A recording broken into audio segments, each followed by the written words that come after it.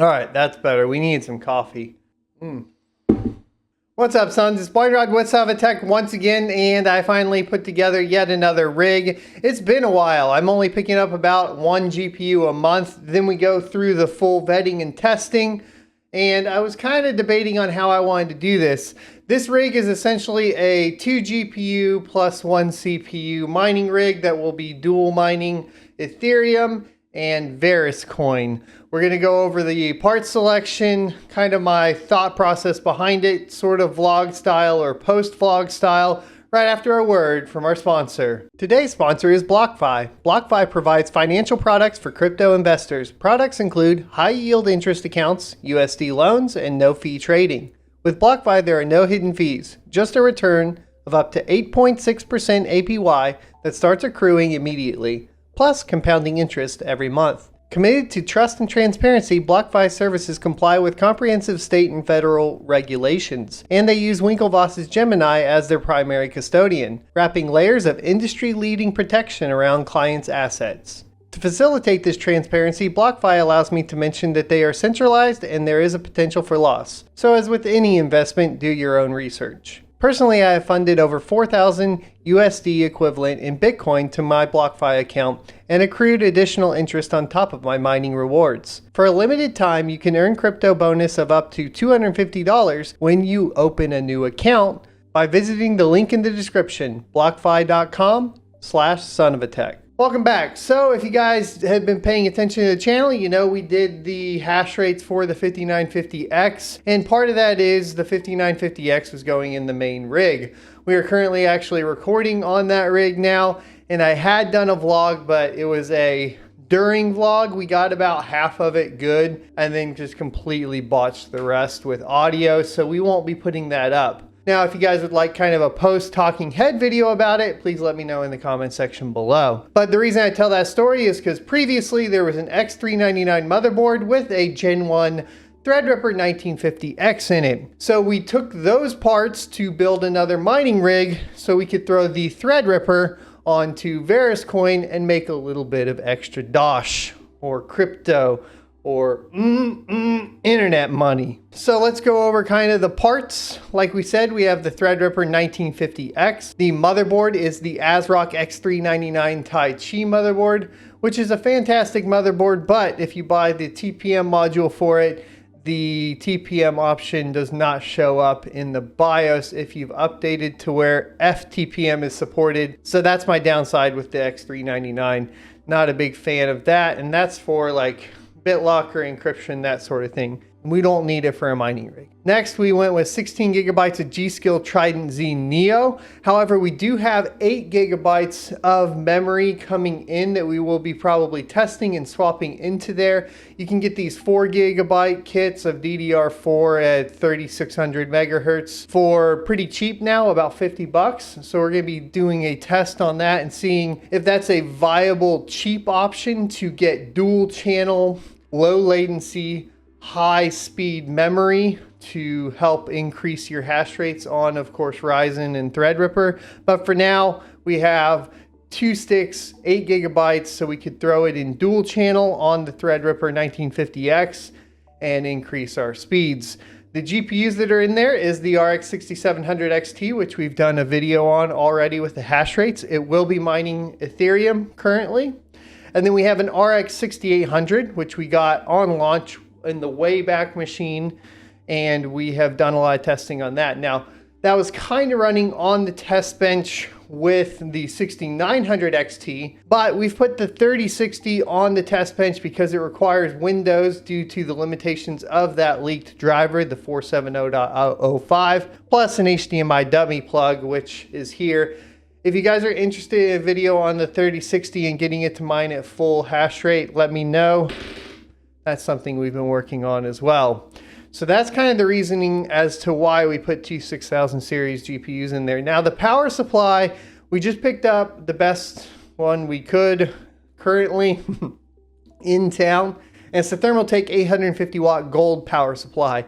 Now there's a fatal flaw here with the compatibility of that PSU and the X399 Tai Chi motherboard. And that's the Tai Chi motherboard puts the additional power pins for the CPU pretty far apart. So we only have an 8-pin plugged in now, and I have an extension on order to plug in to hit the other one. So that's why the Threadripper performance is going to look a little bit lower right now than maybe you would expect. And that's primarily due to the fact that the CPU is running at a lower power consumption. It will boot, it will hash, it will function, but we can get a little bit more performance out of it if we increase that power limit, which we will do as soon as we get that extension. Now we are rocking a Cooler Master XB Evo case. It's been one of my favorite cases for a long time. It's been sitting around. We decided to utilize it. It will throw the GPUs in vertical. It works good in just throwing it in with the rest of the rigs on a shelf, and it's what we had. So I don't want to go out and spend extra money on stuff when we're already just trying to buy stuff for videos and parts, and so that's what we went with. Now we usually use a USB drive, but I had 3 NVMe drives that came out of the Threadripper, so we just flashed one of those with Hive OS. Now, I initially flashed with the beta Hive OS because it said it had RX 6000 series support. It does not support the 6700.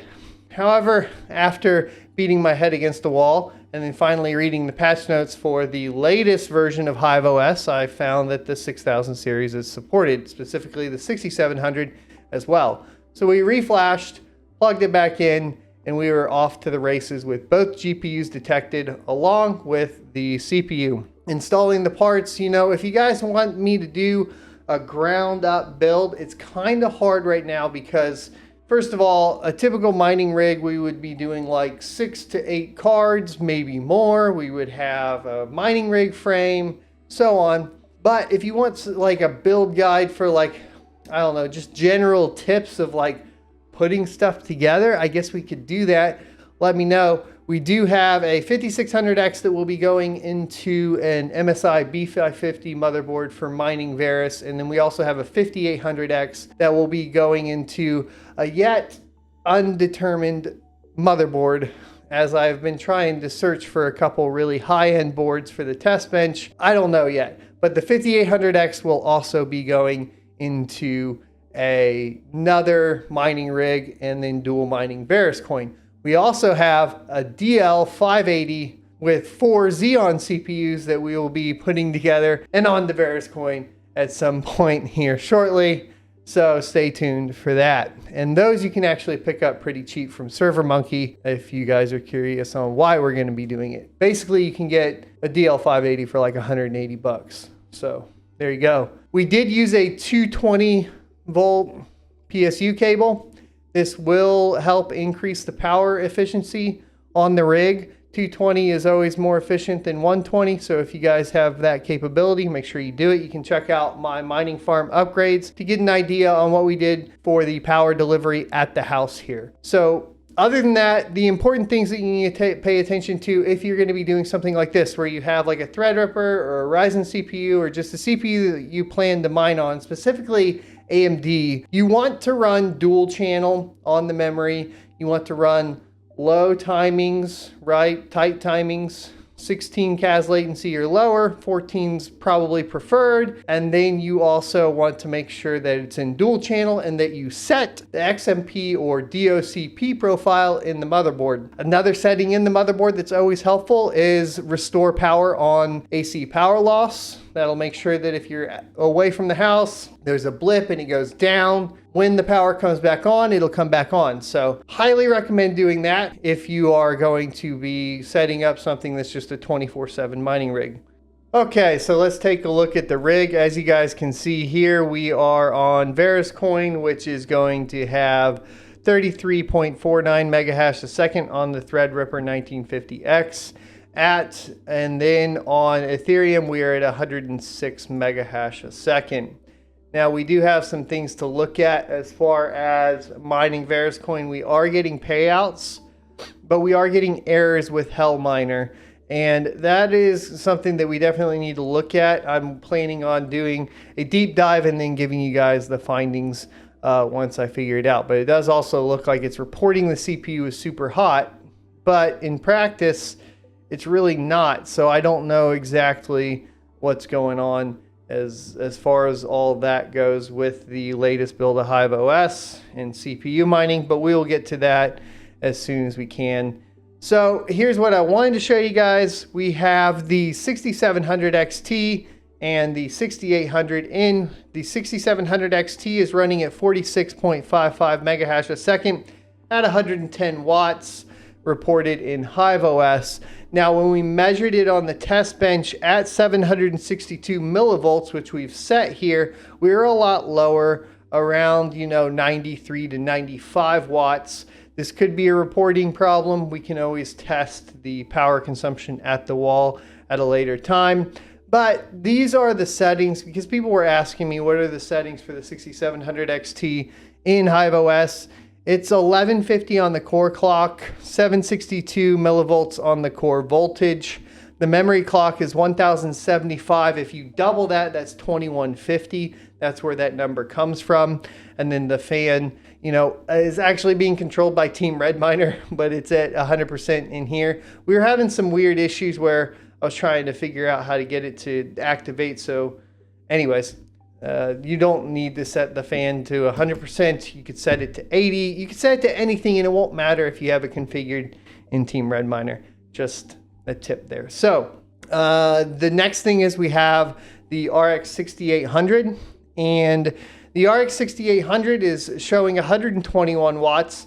Now we're having some issues dialing this in. On Windows, it would dial down to 762 millivolts and 1150 on the core, but we start dropping hash rate at 1200 megahertz on the core in Hive OS for whatever reason. So currently 60 mega hash a second with a core clock of 1250 megahertz, and the core voltage turned down to 814 millivolts, clocks us in at 121 watts, and then the memory is at 1050.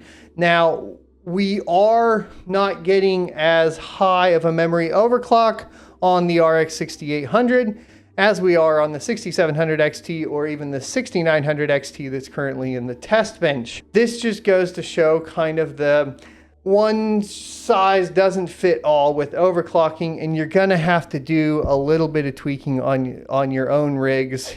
You can take this as a starting point and then go from there. But like if I drop the core clock down, the hash rate on the 6800 goes down. So that's currently why it's at that. Now, for the flight sheets, I did want to show you guys, it's pretty simple to set up a flight sheet to add 2 miners. So when you create a flight sheet, all you gotta do is click this little add miner button, you see, and then you can add a second miner. The things that you wanna make sure of is that one is focused on, either CPU, AMD, or NVIDIA, and then the other one is something different, so you don't have conflicting miners. So currently for Verus project, we have the wallet set here, the luck pool, and then Hell Miner. And then for the 6700s or the 6000 series, we have ETH, of course, with the wallet. And then the pool is Flex Pool currently. And then the miner is Team Redminer, which is the latest one to support the 6700. So finally, on what to mine, our projected would be $9.17 after power, according to Hive OS. The power is a little bit higher than that, and we'll get final numbers for you guys a little bit later. I actually don't have a way to test on the wall with 220, which I'm actually looking at resolving. Just bear with me as we increase the channel access to testing equipment. There we go. So we're about $10 a day on the rig as far as GPUs, and then at 33 mega hash a second, we are at $1.41 a day on the Threadripper. Now, we finished up the build, and you guys saw how it was reporting kind of like errors on the CPU core and of course the temperature. But if you, and this is kind of frustrating because the Threadripper wasn't having that issues. We replaced the paste. It seems to be running like pretty much since 7 p.m. last night.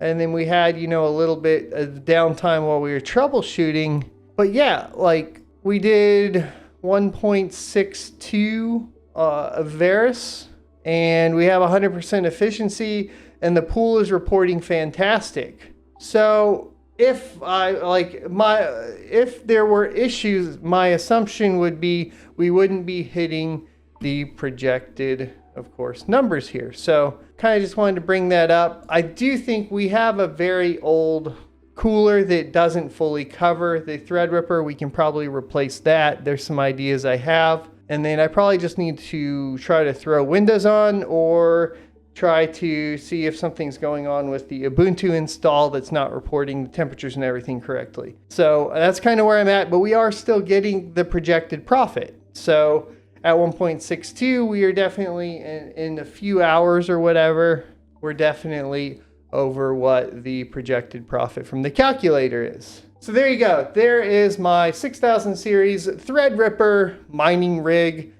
for you to check out. You can see a list of the parts in the description below, so definitely go check that out. You can still get Threadrippers. I think the performance of Threadripper on Verus will be better once we get that locked in. I'll be taking a look at it. I feel like we should be somewhere above 40. Of course, at the pool, we are reporting 40 mega hash a second. Let me know if you have a 1950X, what is it getting on Verus hash?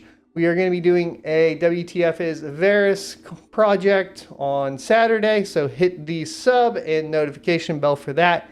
And I will see you next Tuesday. If you enjoyed this content, you can check out more crypto content on this playlist up here. Or, of course, go ahead and subscribe for more in the future. Adios.